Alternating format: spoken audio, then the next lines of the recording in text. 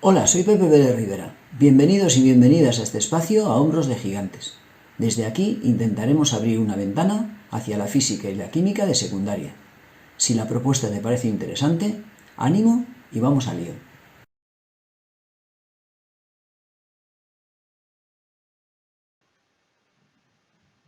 Vamos a estudiar en esta ocasión un modelo de examen de física para primero de bachillerato. Consideraremos el siguiente ejercicio, en el cual se nos propone que desde la plataforma del viaducto de Millau en Aveyron, Francia, a una altura de 270 metros dejamos caer una pelota de tenis en velocidad inicial, a la vez que 2 segundos más tarde se lanza desde el suelo otra con una cierta velocidad inicial dirigida verticalmente hacia arriba. Tenemos que hacer un gráfico en el que se representen las magnitudes vectoriales involucradas, dibujar un sistema de referencia con el origen situado en el suelo, escribir las ecuaciones de movimiento de los dos móviles con respecto a ese sistema de referencia y calcular la velocidad con la cual debemos lanzar la segunda para que se encuentren a una altura de 145 metros. Con lo cual empezaremos haciendo, como siempre, nuestro diagrama, en el cual tenemos una trayectoria vertical. Desde abajo lanzamos el objeto A con la velocidad inicial desconocida y 2 segundos más tarde, con lo cual atención al desfase de tiempos, vamos a dejar caer desde B otro objeto sin velocidad inicial. Y dado que vamos a tomar un sistema de referencia con el cero en el suelo, tal como se nos dice, y orientando el eje hacia arriba, la aceleración de la gravedad, como las magnitudes descendentes, tendrán carácter negativo, mientras que las ascendentes tendrán carácter positivo. Esto supone que el signo de la aceleración, como hemos planteado, va a ser negativo, recuerda, para los dos móviles, dado que vamos a plantear los dos movimientos con respecto a este sistema de referencia. Ten en cuenta, y esto es muy importante, que el móvil A es el que lanzamos más tarde, de manera que si el cronómetro del móvil A marca un tiempo t, el cronómetro del móvil B marcará 2 segundos más, dado que arrancó 2 segundos antes. Recuerda en su día, cuando hablamos de esta situación en algún vídeo anterior, planteábamos que no se trata de observar el reloj a la hora que es, sino de observar un cronómetro. Cada móvil, al arrancar, pone en marcha su cronómetro. De manera que si antes sale B, va a poner su cronómetro en marcha y 2 segundos más tarde lo pone A. De manera que cuando para A transcurra un segundo, para B ya habrán transcurrido 3. Cuando para A transcurran 2 segundos, para B habrán transcurrido 4, dado que su cronómetro empezó a funcionar 2 segundos antes. En las ecuaciones de movimiento habrá que tener en cuenta esta circunstancia para cada una de las ecuaciones de A y B. Con lo cual, si nos vamos al móvil A, su velocidad inicial más su aceleración por su tiempo. A tiene una velocidad inicial desconocida, con lo cual V0A. La aceleración, recuerda que es negativa, menos 10 metros segundo cuadrado por su tiempo, y el tiempo de A es lo que llamamos t. La velocidad de B será la velocidad inicial, que va a ser 0, dejamos caer sin lanzar desde el punto B, más su aceleración, que de nuevo vuelve a ser negativa, por su tiempo, que será ahora t más 2 segundos. En cuanto a las posiciones, la posición inicial de A, como puedes ver, es 0, está ubicado justamente en el punto de referencia, con lo cual cuando pones tu cronómetro en marcha, su posición es 0, punto 0, con lo cual ya no va a aparecer. La velocidad inicial de A es desconocida, aparecerá como V0A por el tiempo, más un medio de la aceleración, que recuerda es negativa en nuestro sistema de referencia, por el tiempo al cuadrado. Para B, la posición inicial, observa que estamos lanzando desde 270 metros de altura, con lo cual la posición inicial de B, dado que la distancia a B son 270 metros, en la parte positiva del eje, con lo cual la coordenada de B es 270 metros. Con lo cual esa posición inicial de B, 270 metros, más la velocidad inicial de B, que es 0, por el tiempo, lógicamente, menos un medio de la gravedad negativa por el tiempo al cuadrado. Como puedes ver, no hay término de velocidad inicial porque al multiplicar a t, dado que es 0, se anula todo ello. Y estas serían las ecuaciones de movimiento que se nos piden. Observa que son funciones, aunque las llamamos ecuaciones de movimiento. Sobre esto también hemos insistido mucho en algún vídeo anterior, Se trata de funciones, damos valores a t para calcular velocidades de a, en este caso velocidades de b, posiciones de a y de b. A continuación, aplicaremos la condición de encuentro. Tenemos nuestras ecuaciones de movimiento y se nos dice en el enunciado que se deben de encontrar a una altura de 145 metros, con lo cual ambas posiciones deben ser 145 metros. Si nos vamos a la ecuación de la posición de A e igualamos a 145 metros, no conocemos ni el tiempo ni la velocidad inicial, pero si lo hacemos en la ecuación de B, observa que una vez planteada esa condición para la ecuación de posición de B, nos encontramos que solo desconocemos el tiempo. Con lo cual tenemos una ecuación en t que podemos resolver. Vamos a obtener dos valores, uno t1 que es 3 segundos, otro negativo que no nos interesa. Con lo cual, con el tiempo que sí nos interesa de 3 segundos, nos vamos a ir a la ecuación de posición de A y al sustituir el tiempo, que corresponde al momento en el cual se encuentran a 145 metros, vamos a poder calcular la velocidad inicial de A. Sustituimos t por 3 segundos, en este caso 3 segundos elevados al cuadrado, igualamos a los 145 metros y despejamos la velocidad inicial del móvil A. Velocidad que nos da 63,3 metros por segundo. Si nos vamos al segundo ejercicio, el ejercicio es un tiro parabólico desde una cierta altura, en este caso, observa que se nos dice que lanzamos una piedra desde la plataforma del viaducto de Millau a una altura de 270 metros, con una velocidad inicial de 40 metros por segundo y un ángulo de elevación de 30 grados. Ángulo por encima del horizontal, ángulo de elevación.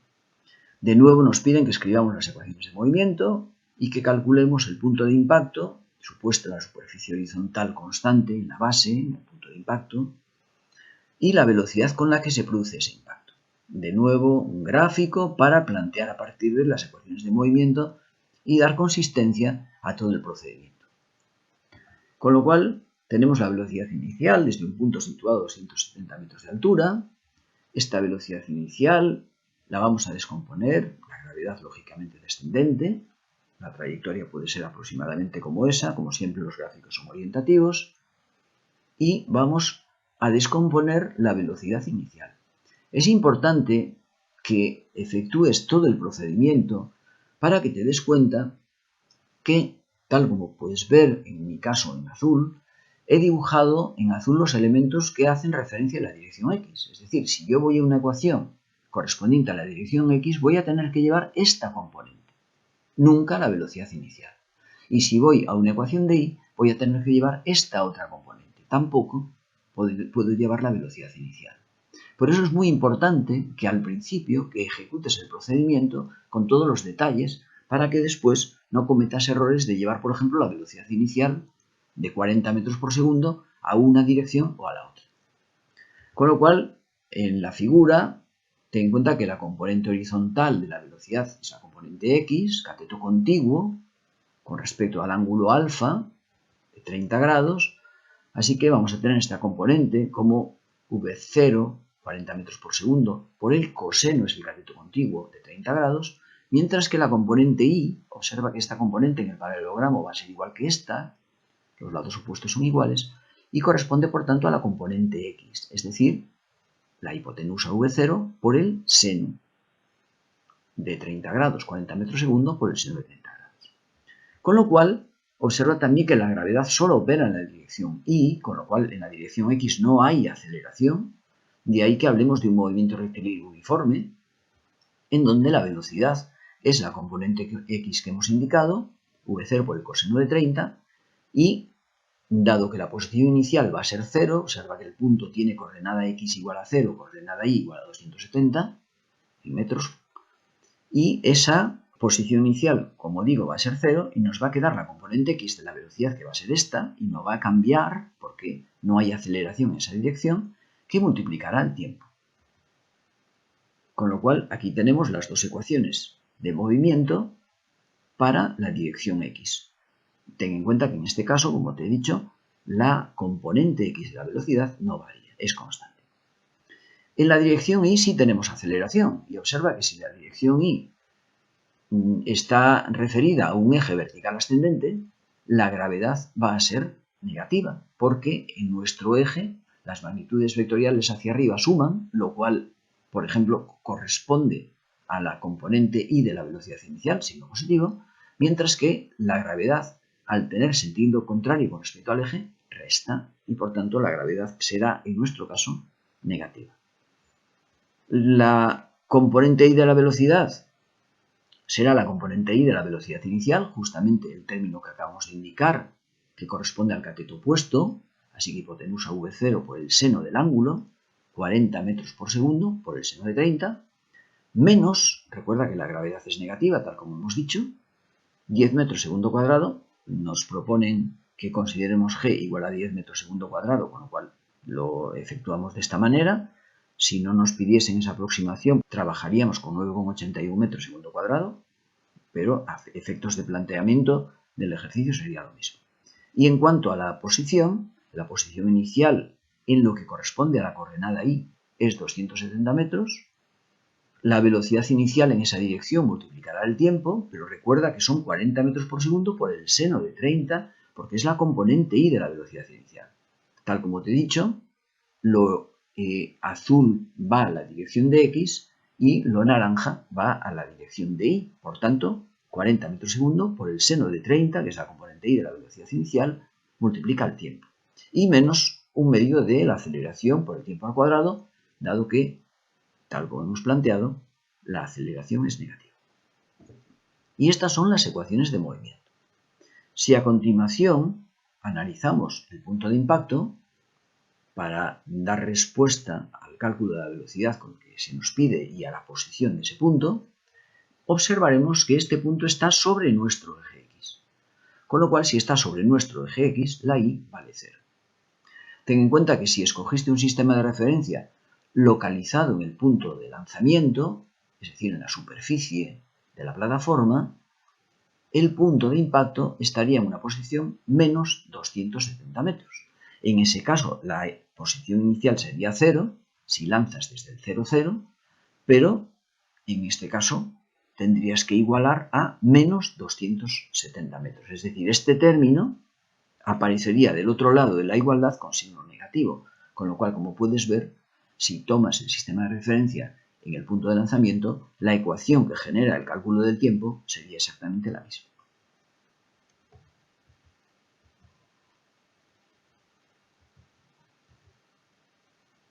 Tenemos, por tanto, nuestras ecuaciones de movimiento, igualamos a 0 para determinar el punto de impacto y esto va a suponer dos tiempos. Uno positivo, que es el que nos interesa, otro negativo. Recuerda que esta figura es una parábola y que hay una parte que no nos interesa, que sería esta región de la parábola, que continuaría por aquí, y aquí también habría un punto en el cual la Y es igual a 0. Ese punto, que tiene sentido matemático pero no físico, corresponde al tiempo negativo, que a nosotros no nos interesa, de manera que si quiero saber en dónde se produce el impacto, me iré a la posición de X, dado que la Y ya sé que está a 270 metros por debajo del punto de lanzamiento, para determinar ese punto X que corresponde al impacto. Observa que este segundo se me va con este y me queda metros como corresponde a la coordenada X. Si a continuación quiero la velocidad en el punto de impacto, ten en cuenta que la velocidad es un vector que tiene su componente X, que va a ser esta porque no cambia, y su componente Y, que será esta cuando t corresponda a 9,616 segundos.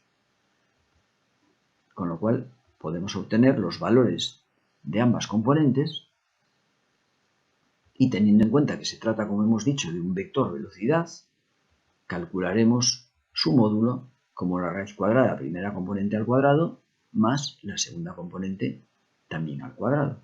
Ello nos va a dar un valor de 86,67 metros por segundo. Si nos vamos a continuación al tercer ejercicio, en el tercer ejercicio se nos presenta este sistema de masas unidos por esa cuerda que ahí aparece. Se nos dice que las dos masas tienen el mismo valor, 20 kilogramos. La masa de las poleas despreciable y los coeficientes cinéticos de razonamiento son en ambos casos 0,1 para ambas superficies, como dice. Como siempre representamos el diagrama de fuerzas y a partir de él descompondremos las fuerzas que estimemos oportuno y plantearemos la segunda ley de Newton para determinar la aceleración.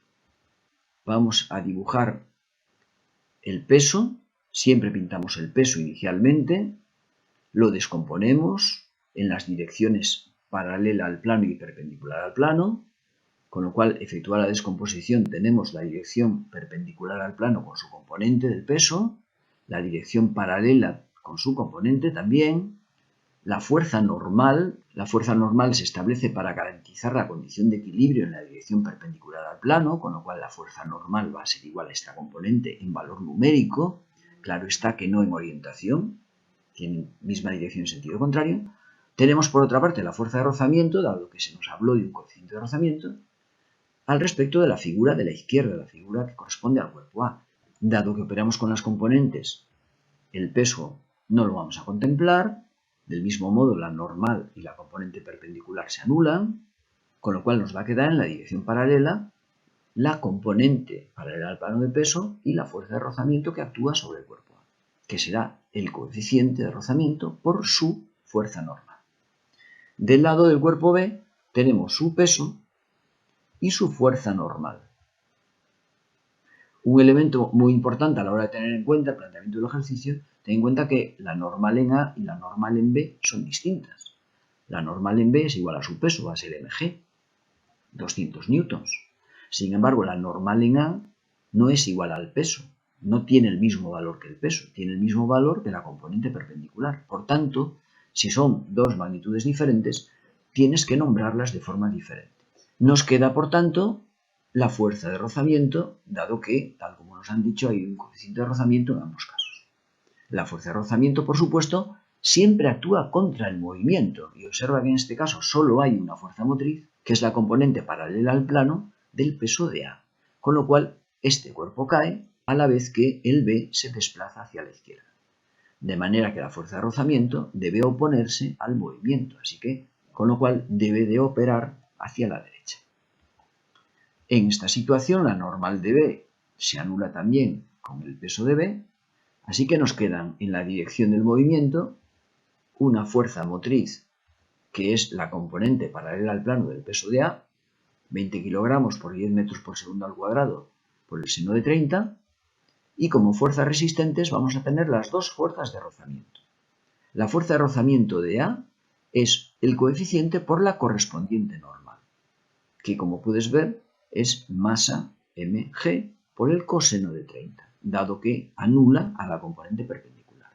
La fuerza de rozamiento de B es el coeficiente de rozamiento por su normal, y su normal en este caso es igual al peso de B en valor numérico, 20 kilogramos por 10 metros segundo cuadrado. En ambos casos esa normal se multiplica por el coeficiente de rozamiento 0,1.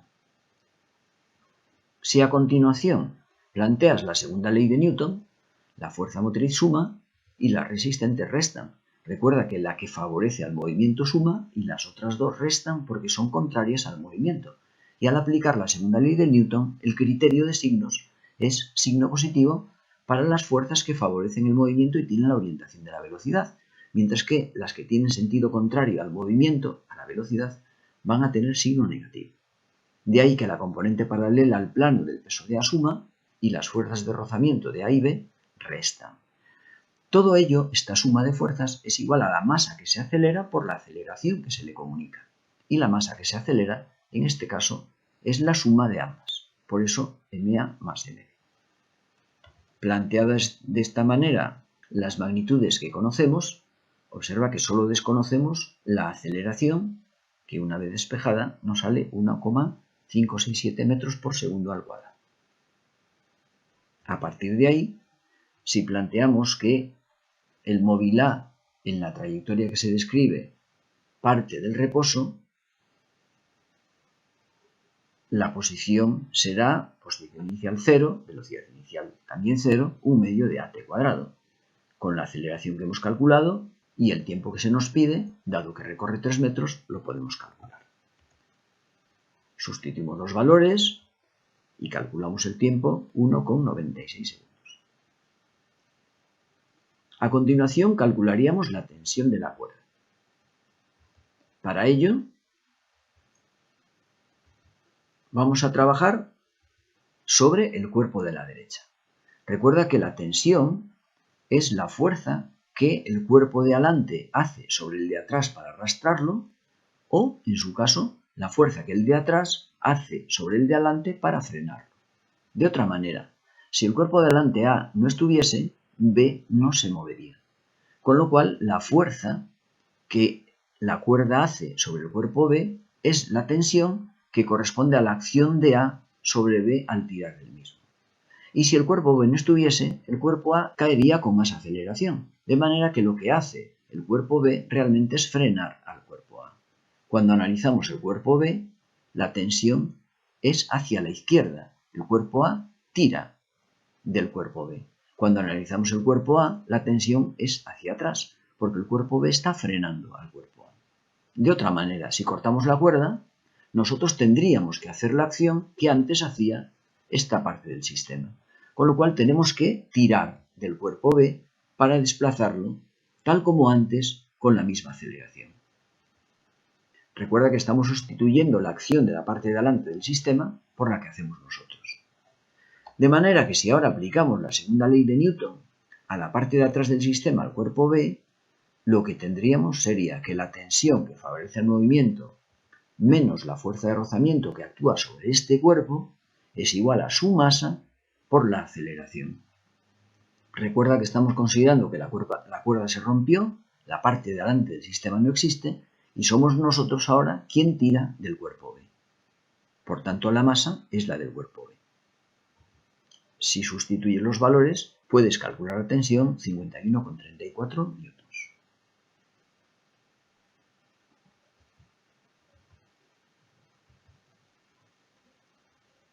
A continuación, en el ejercicio 4, se nos plantea una cuestión sobre coeficientes de rozamiento. Tenemos una caja vacía que descansa en equilibrio por punto medio en un plano inclinado y tenemos que justificar si desliza si lo llenamos de libros de física.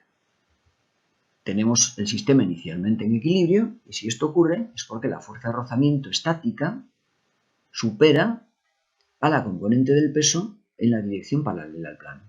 Con lo cual, el coeficiente estático de rozamiento multiplicado por mg por el coseno, es la fuerza de rozamiento máxima, es mayor que la componente paralela, mg por el seno del ángulo. De manera que podemos simplificar mg y lo que tendríamos es que el coeficiente estático es más grande que la tangente del ángulo que tenemos. Recuerda que necesitamos un ángulo mínimo para que el cuerpo deslice. Y ese ángulo mínimo se relaciona precisamente con el coeficiente estático, siendo este la tangente de ese ángulo mínimo. Es decir, que la tangente de ese ángulo mínimo es mayor que la tangente del ángulo que tenemos nosotros. El ángulo que tenemos nosotros es más pequeño que el necesario para que deslice. Si lo llenamos de libros de física, observa que la masa varía. La masa aumenta, suma la masa n mayúscula de los libros, pero suma tanto en la fuerza de rozamiento como en la componente paralela, de modo que deslizaría si la fuerza de rozamiento estática fuese más pequeña que la nueva componente paralela. Con lo cual lo que tenemos es esto. Una vez que simplificamos, observa que necesitaríamos esta situación. Pero es que justamente arriba comprobamos que si no hemos variado el ángulo, el coeficiente estático es más grande que la tangente del ángulo. De manera que si necesitamos esto para que deslice, no se cumple. Y de este modo la caja no desliza. También lo puedes plantear de una forma sencilla. Si la aceleración del movimiento es g por el seno del ángulo menos el coeficiente por g por el coseno del ángulo, observa que esa aceleración no depende de la masa. Con lo cual vamos a tener la misma aceleración independientemente de la masa. Si bajaba antes, bajará con la misma aceleración. Si antes no bajaba, ahora tampoco va a bajar, aunque la masa aumente. Y la última cuestión que se nos planteaba estaba relacionada con la acción de la fuerza sobre la velocidad. Justifica qué tipo de movimiento describe un móvil si la fuerza es perpendicular a la velocidad en todo momento. Observa que si la fuerza es perpendicular a la velocidad, al no haber componente tangencial, no hay componente tangencial tampoco de la aceleración. F igual a m por a. Si hay fuerza, hay aceleración. Si no hay fuerza, no hay aceleración. Si no hay componente tangencial de la fuerza, tampoco hay componente tangencial de la aceleración. Y esto supone que el módulo de la velocidad va a ser constante. Puede variar en la dirección, de hecho hay una fuerza normal, pero no varía en el módulo. Y de los momentos estudiados, el movimiento que tiene lugar con módulo de la velocidad constante, pero con dirección de esta magnitud variable, es el movimiento circular uniforme. En el movimiento rectilíneo uniforme, el módulo de la velocidad no cambia, pero tampoco hay aceleración normal. En el movimiento circular uniforme, la aceleración es centrípeta, es normal, es perpendicular a la velocidad. Y esto es todo en esta ocasión. Como siempre, si te pareció interesante la propuesta, nos vemos caminando entre la ciencia, como siempre, subidos a hombros de gigante.